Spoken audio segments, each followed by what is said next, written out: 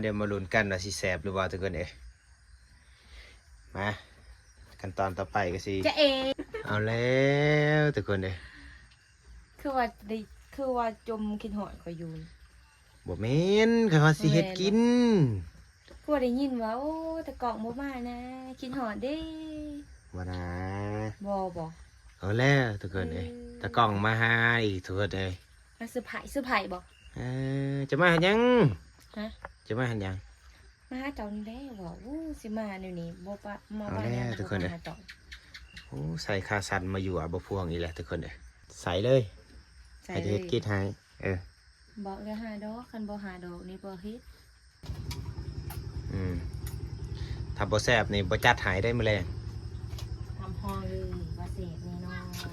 บ่ได้ค้างคืนติมื้อแลงมาวันนี้บ่ขามคืนไม่ได้วะเฮ็ดแล้วก็เฮ็ดกินแล้วก็มื้อวันนี้เมื่อดอกค่ะโอ้แซ่บอยู่บ่เด้ที่มึงติสิมือตะกล้องนี่ทุกคนป้าเจ้าซิมได้เจ้าสิบ่บ่จะว่าแซ่บก็แซ่บโลดกินข้าวแล้วก็มื้อติให้เมื่ออีกเลยกินข้าวแล้วก็มื้อไปสิมาส่งมันดึกได้นี่ได้เวลาแล้วบ่ทุกคนไอ้นายนี่อยู่ดีนะเอาแล้วดึงบ่พวงทุกคนนี่เอาแล้วมาเลยสบายดีทักทายสบายดี FC คือเก่าทุกคนวันนี้ก็อยู่เฮือนครัวคือเก่าพี่น้องอยู่เฮือนซานคือเก่าวันนี้สิพา FC มาแต่งกินน้ำกันเด้อพี่น้อง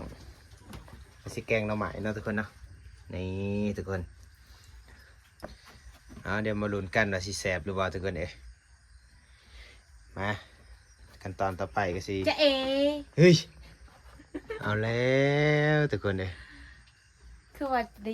ว่าจมกินหอยคอยอยู่บ่แม่นคือว่าสิเฮ็ดกิน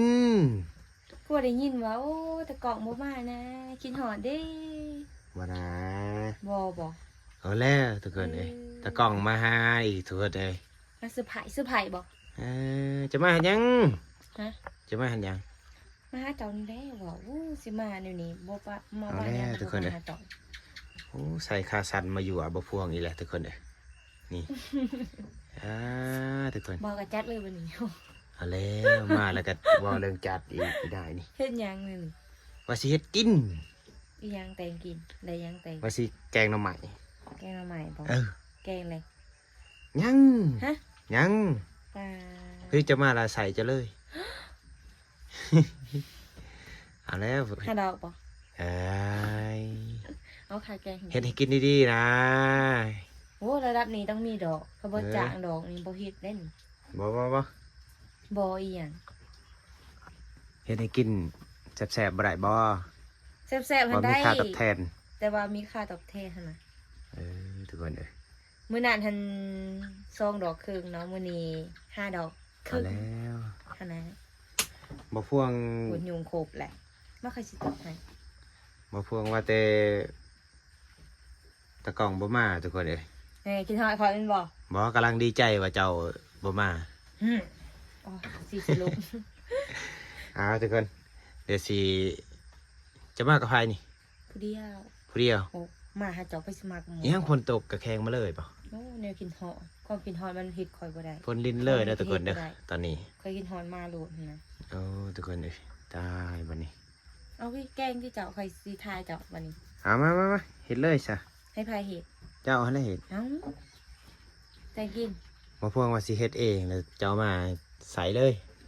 ให้เฮ็ดกินให้บอกเลยหาดอกคันบ่หาดอกนี่บ่เฮ็ดเอา4 ดอกซะ4 ดอกครึ่ง4 ดอก4 ดอกครึ่งไอ้นายนี่เฮ็ดทุกคนดีใจเฮ็ดอีหยังเนี่ยเลยถ้าเฮ็ดหยังบ่นี่บ่ทันเฮ็ดอีสังมีแต่ให้เจ้าเฮ็ด4 ดอกครึ่งเนาะโอเคว่าสิเฮ็ดเองแล้วทุกคนคนมาเซอร์ไพรส์มาตรงเวลาเนาะตรงเวลาเจ้าเต็มกินเนาะมันคือตรงเวลาเท่า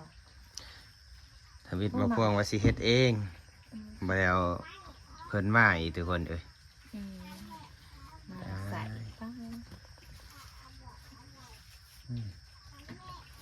สิแต่ให้เบาพวงกินก่อนทุกคนเพื่อดอก คนเอ้ย โอ้เห็ดใดซื้อยาง เอาเห็ดแซ่บๆเด้อก็เทื่ออะไรจะแกงให้ก็กินนี่แกงหน้ำมัน โอ้ไรเชื่อเลย หลายเทื่อแหละ เออตามอันนี้ก่อน ทุกคนเลย โอ้เสียงดังมัน เดี๋ยวตำแห้งตี โอ้ในนี้ได้เคยหมักแห้งๆอีกนะนี่คือประเทศหูกว่ะ ใส่ยานางเรียบร้อยแม่นปะน้ำยานางครับ อืม ทุกคนเลย โอ้ยโอ้ยโอ้ยหอนเว้ย อ่า ตอนนี้ เห็ดแซ่บๆเด้อ แซงพันสีดอกครึ่งว่ะ ได้ เอาไข่ไปอ้อจนหาดอกเลยนะ เห็ดแซ่บๆให้บุพวงกินเด้อถ้าบ่แซ่บนี่บ่จัดหายได้มื้อแลง ทำห้องเลยว่าเสพแน่นอน บ่ได้ค้างคืนตีมื้อแลง อุ๊ยมาวันนี้บ่ขามคืนไม่ได้วะ เฮ็ดแล้วก็เฮ็ดกินแล้วก็มื้อ วันนี้เมื่อดอกค่ะ อะไรทุกคนเลย วันนี้เมื่อได้บุญแรงเด้อ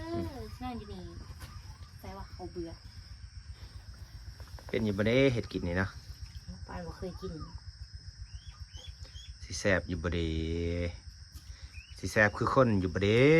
ทุกคนเด้อ รู้แต่ว่าใครเสพบ่คอยให้คิดของเสพแน่นอน บ่ได้ซ้อนค่อยเฮ็ดแหน่เด้อ มาที่ซีซ้อนนี่นี่ ว่ามื้อหน้าก่อน ซ้อนเห็ดแนวอื่นบ่ มื้อหน้าซ้อนค่อยแหน่ ซ้อนเต็บบ่ อีนายนี่ ซ้อนเฮ็ดกินทุกคน ซ้อนกิน เวลา ซ้อนอันต้มไก่เนาะ บ่ต้มไก่เขาเป็นแล้ว อีสร้างมาทันเป็น แกงหน่อไม้บ่เป็นก็บ่เป็นแกงหน่อไม้มันแต่ให้เจ้าซ้อนแกงหน่อไม้เนาะทุกคนให้ตะกองซ้อนเด้อมื้อหน้าพอได้เฮ็ดกินเอง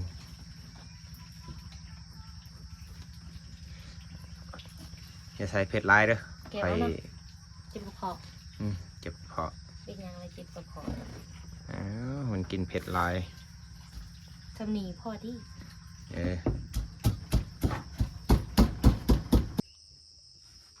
บ่คิดดอกบ่แม่นเมียเขาเว้ย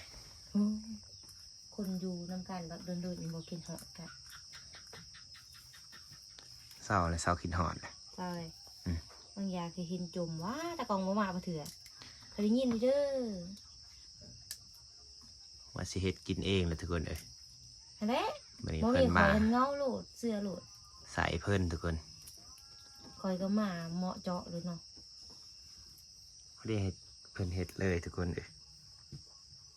พอดีลูกเพิ่นแต่งกิน อืม เพราะว่าที่ถาคอย แล้ว ได้แล้วเด้อ โอ้แซ่บอยู่บ่เด้ ที่มึงติ สิมือตะกล่องนี่ทุกคนเอ้ยป้าเจ้า ซึ่ง ซิมได้ เจ้าสิบ่ บ่จะว่าแซ่บก็แซ่บโลด โอเค ตักเลยกินเลย จัดก่อน เอาแล้วอีนายนี่สิกินข้าวก็ว่าเรื่องจัด เอาจัดก่อนถึงกิน บ่ กินกันบ่ กินก่อน โอเคได้ไปกินข้าวกัน ทุกคนมาเด้อทุกคน กินอย่างนี้นะ ใครอยากกินอยู่นี่บ่ เออ ส่งแสบนะทุกคนนะ ขอกินข้าวกันเด้อทุกคน ทุกคนเดี๋ยวก็ กิ กิ น น แกงหน่อไม้ ข้าวก่อนบัดหนึงอย่างไรแสบบ่กินข้าว เจ้าอันแสบบ่ แสบ ได้เวลาได้แล้วได้นี่เนาะ วิลาใช่ไหมเย้ย กินข้าวแล้วก็เมื่อตี โอ้ให้เมื่อยอีกเลย กินข้าวแล้วก็เมื่อ ด้ ไปสิมาส่งมันเดึกได้นี่ โอ้ได้เวลาแล้ว มาทุกคนเลยไอ้นายนี่ นี่ อยู่ นะ ดีนะเอาแล้วดึงบ่พวงทุกคนนี่ เอา เอาแล้ว เอา เอาแล้ว มาเลยมาเลยมาเลย